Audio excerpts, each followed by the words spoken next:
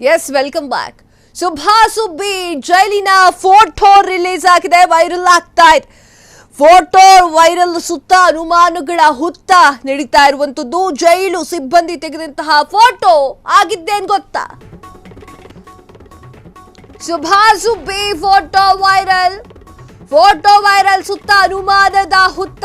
ಜೈಲು ಸಿಬ್ಬಂದಿ ತೆಗೆದಂತಹ photo reveal ಆಗಿದೆ. ಹೆಂಗೆ ರಾಜ್ಯ ಜೈಲು ವ್ಯವಸ್ಥೆ ಎಷ್ಟರ ಮಟ್ಟಿಗೆ ಹದಗೆಟ್ಟಿದೆ ಗೊತ್ತಾ? ಜೈಲಿನಲ್ಲಿ ಮೊಬೈಲ್ ಅನ್ನ ಬಳಕೆ ಮಾಡಬಾರ್ದು, ಆದ್ರೂ ಕೂಡ ಜೈಲಿನಲ್ಲಿ ವೆಬ್ ಕ್ಯಾಮರಾದಲ್ಲಿ ಸಿಬ್ಬಂದಿ ತೆಗೆದಂತಹ ಫೋಟೋ ಈಗ ಹೊರಬಿದ್ದಿದೆ. ಈ ಫೋಟೋ ಮಾಧ್ಯಮಗಳ ಕೈಗೆ ಸಿಕ್ಕಿದ ಅದು ಹೆಂಗೆ ಸಾಧ್ಯ? ಜೈಲು ವ್ಯವಸ್ಥೆ ಎಷ್ಟರ ಮಟ್ಟಿಗೆ ಹದಗೆಟ್ಟಿದೆ ಅನ್ನೋದಕ್ಕೆ ಇದೇ ಸಾಕ್ಷಿ.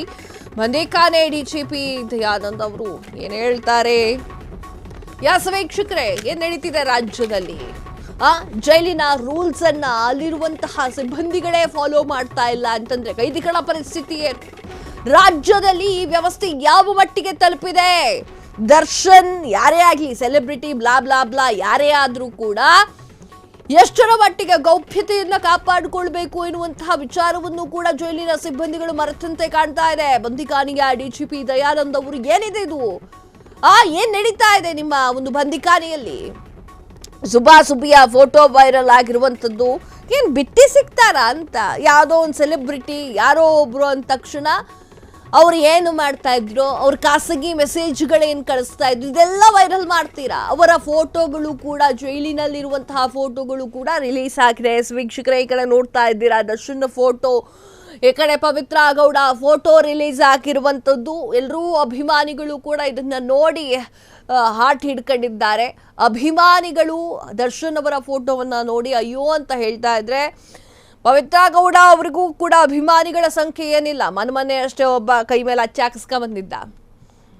ಪವಿತ್ರ ಗೌಡ ಅವರ ಅಭಿಮಾನಿಗಳು ಕೂಡ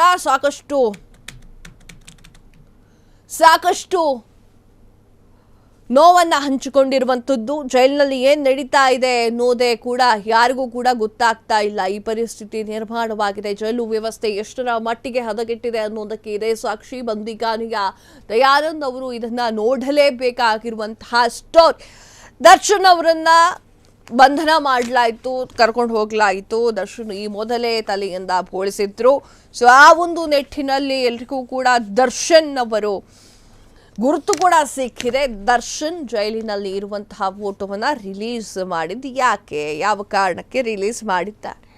ಇದೇ ಪ್ರಶ್ನೆ ಈಗ ಹುಟ್ಟಿರುವಂಥದ್ದು. ಇದರ ಬಗ್ಗೆ ಗಂಭೀರವಾಗಿ ತನಿಖೆ ಆಗಬೇಕು.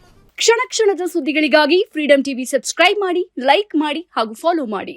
ಹೊಸ ಸುದ್ದಿಗಳ ನೋಟಿಫಿಕೇಶನ್ಗಾಗಿ ಬೆಲ್ ಐಕಾನ್ ಮೇಲೆ ಕ್ಲಿಕ್ ಮಾಡಿ.